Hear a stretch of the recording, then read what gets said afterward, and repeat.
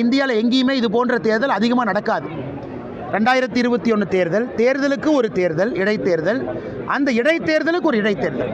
5 வருஷத்தில் ஒரு தொகுதியில் மக்கள் 4 முறை ஓட்டு போட்டாங்கன்னா ஜனநாயகத்தின் மீது உங்களுக்கு மரியாதை வருமா வராதாங்கண்ணா? அதே ஒரே குடும்பத்தில் 2 பேர்த்த நிப்பாட்டி எத்தனை முறை மக்களை பார்த்து ஓட்டு கேட்பீங்க? மக்கள் எத்தனை முறை ஓட்டு போடுவாங்க?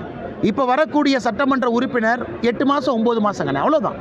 அதனால் மக்களுக்கும் தெரியும். இந்த அளவு நீங்கள் வாக்கு சதவீதமே பாருங்கள். ஈரோடு கிழக்கில் மக்கள் எத்தனை பேர் ஓட்டு போடுறாங்க? ஜனநாயகத்தின் மீது வெறுப்பு தான் வரும். ஆனால் நியாயப்படி தேர்தல் ஆணையம் இது போன்ற தேர்தல் நடத்தவே கூடாது. இடைத்தேர்தல் நடத்தலாம். இடைத்தேர்தலுக்கு இடைத்தேர்தல். மக்கள் எத்தனை முறை ஓட்டு போடுவாங்கன்னா முதல். இரண்டாவது, நாங்கள் தேர்தலில் போட்டி போடுறதுக்கு தயாராக இருந்தால் இவங்க நேர்மையாக நடத்துவாங்களா? அந்த ஆட்சியரை மாற்ற மாட்டாங்க, எஸ்பியை மாற்ற மாட்டாங்க, எதுவுமே செய்ய மாட்டாங்க. அதே பட்டியல் அடைச்சது தமிழ்நாடு முழுவதும் நீங்கள் போட்டு காட்டினீங்க. நாங்கள் எல்லாத்துக்கிட்டையும் முறையிட்டோம். மாநில தேர்தல் ஆணையம் முழு கண்ட்ரோலில் இருக்குது. ஆஃபீஸரை வச்சு நடத்துகிறாங்க. அதனால் நேர்மையாக நடக்கும் என்கின்ற நம்பிக்கை இருக்கா? நாங்கள் தேர்தலில் நிற்கிறோங்கிற ஒரு காரணத்துக்காக மக்கள் எதற்காக பட்டியலை திரும்ப அடைக்கப்பட வேண்டும்? ஏன்னா முதலமைச்சர் நாங்கள் பட்டியலையே அடைக்கலின்னு சொல்கிறாராண்ணா. அதனால் எங்களை பொறுத்தவரை இந்த தேர்தல் ஒரு வேண்டாத வேலையாக ஈரோடு கிழக்க பார்க்குறோம்.